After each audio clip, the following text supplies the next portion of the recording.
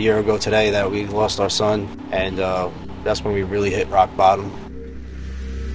When DCF took him away, and we were using drugs inside the hotel room, and we got them coming in.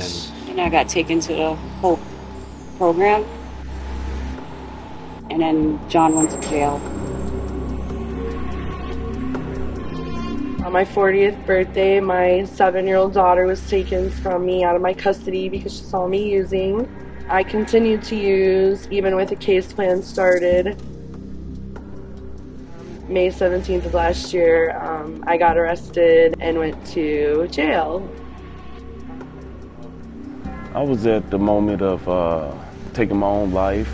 My heart was broken, my soul was broken, and it was already too late because I was already sprung out on drugs and alcohol. We had an older child and wife that became addictive to different things that were on the street. They had 3 wonderful children that they were putting on the side, and they were being removed and brought back and removed and brought back. We had a daughter that passed away from alcoholism. She was 58 years old and she died in July. I've been drinking since I was probably 16 years old.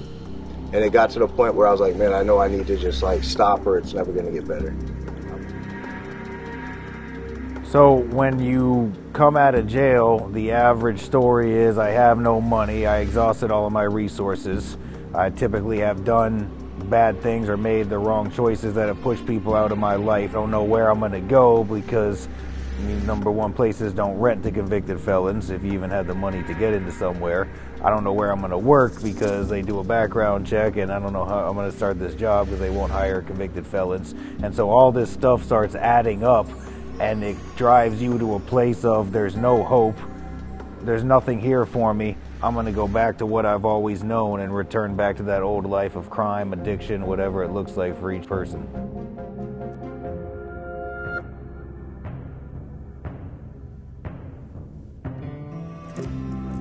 In the Hope Shelter, I only had like a week left to stay there. So While I was in jail, and I saw a sign up said, "Hand up to victory." he wanted me to be in a safe place. Actually in a 37-day program at Centerstone. Some guy that I met inside, he reached out to me and we talked a few, and I told him I was about to get out and I didn't want to go back to my neighborhood because I knew it was going to be the same thing. He gave me the number to Hands Up to Victory. There was a sign on the wall that said, like, if you're done with addiction and you want help, call this number. So I reached out. Actually paid 2 weeks of rent for me. Saw that in front of him, I was online. And had no clue he was doing any of this stuff. So texted him, told him what was going on. He asked me if I was stuck in, having to stay in St. Pete. I said, not really. Next day, you and him called me. And so she called me right back, gave me the number to Hand Up to Victory, and that same day, I got in.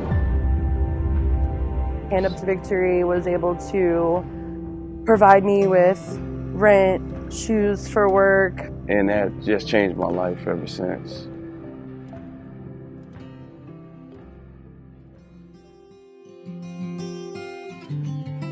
That's where Hand Up to Victory was birthed from, is that I knew there's nothing out there that's bridging these gaps for people.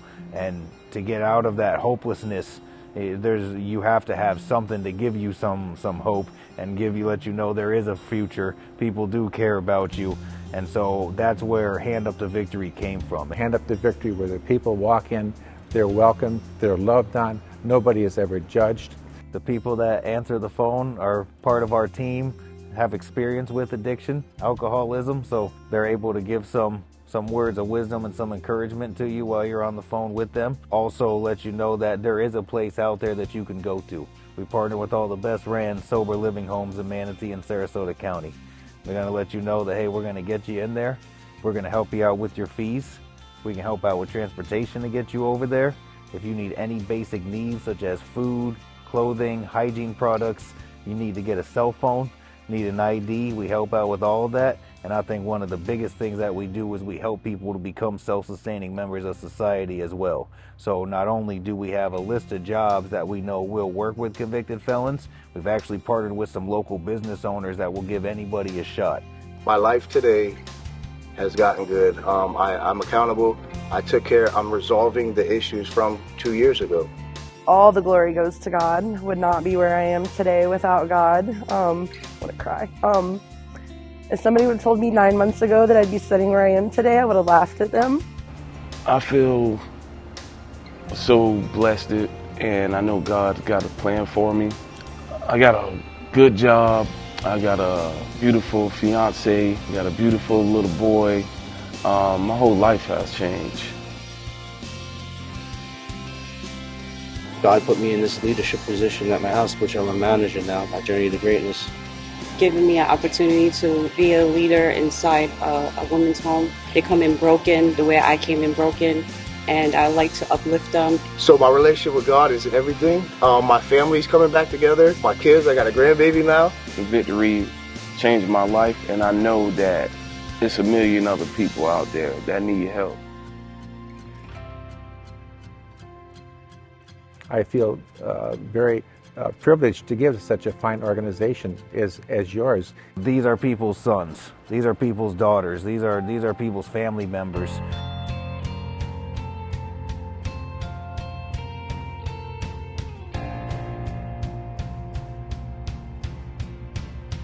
To all the donors, first and foremost, thank you. People need you guys. You guys are doing an awesome job. Just give that next person the chance that you gave me.